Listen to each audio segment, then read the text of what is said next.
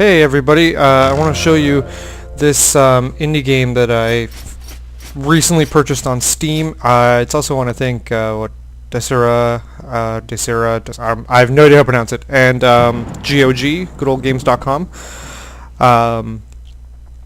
This game is a side-scrolling hack and slash. It's kind of like Castlevania or Ghosts and Goblins, Ghouls and Ghosts, but it's a roguelike game. Which is like the old top-down games where you get one character. If your character dies, permadeath, you're gone.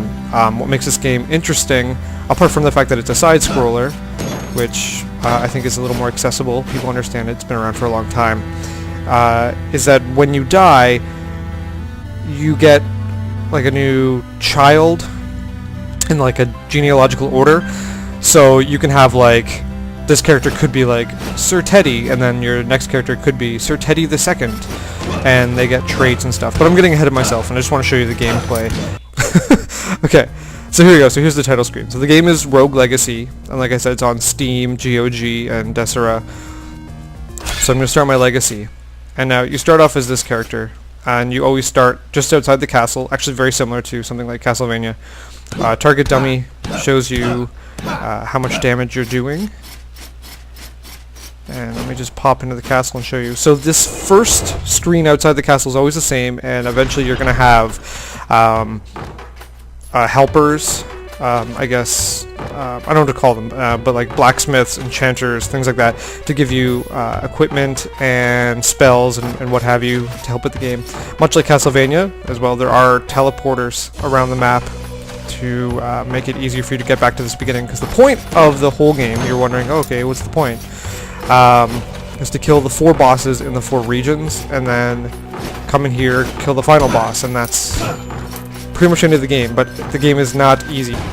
So as I enter this first room, this is random, will always be random. And if you see the top left, yeah, I've got 100 health, but that will not last long. The main point of the game, like I said, is to take on the bosses. However, it is also to collect as much gold as possible. The reason you're going to want gold is to upgrade your character. Maybe I'll just die on purpose and show you. So look at that, I take like almost 30 damage. So you don't get a lot of hits before you're deceased. Okay, so here's where the game shines. I gotta show you this. When you die, you get a little bit of a tip from the character.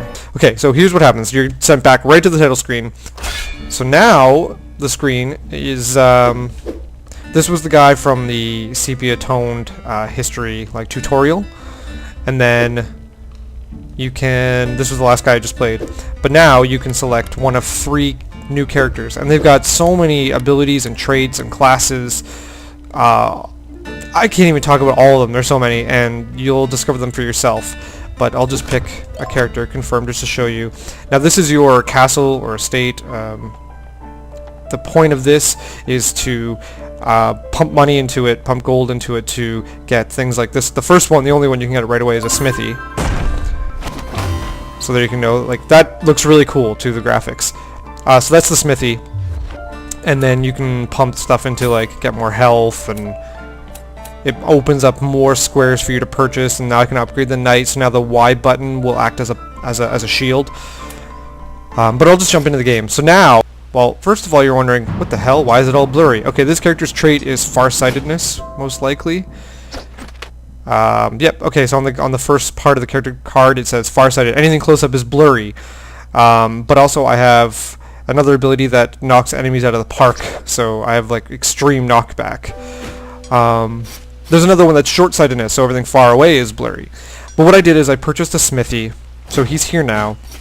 And if I talk to him, he'll tell me, I'll just skip through it, but he'll tell me that I can find blueprints throughout the castle, and if I find them, come here, give him the gold to make it, and I get better items. These continue from generation to generation of your family members, so you're always getting better at the game, in the sense that you're always getting upgrades.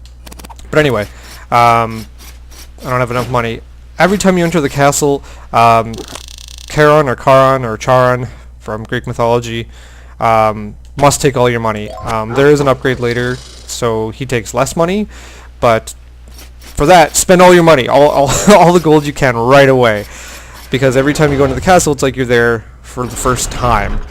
And as I said, the first room is always the same. The journal entry, actually any past journal entries will appear there. And actually, back is for the map. The map's interesting. It shows you here, but also revealed in some journal entries that the castle is always where you first enter, but the tower will always be up, the forest will always be right, and the dungeon will always be down. These are where all the bosses are. There's a boss in the castle, the tower, the forest, and the dungeon. So you see now this first room is completely different from what it was before, because it will be completely random. Later on you can unlock an architect who, if you give him a portion of your gold findings, will lock down the castle, meaning it will not change. The unfortunate part is any chests you've opened will remain open. I don't know, I mean, I could go on and on about this game. I probably have gone on for far too long for a YouTube video, but I just was really, really excited to play this game, and I hope you'll be too. It's $15, and like I said, it's on Steam, if you prefer, or GOG, or Destra. If you locate the folder where the game is located, the executable, there's also a folder in there for hero names and heroine names. They are random, so right now I'm Lady Winry, but you can actually go into this INI file and enter in your own names or delete names you don't like, and then it will randomly select from those names. So you can put your friends' names in. I mean, you can make a character named Pooh Face or whatever, so it'd be like Sir Pooh Face, the Flatulent.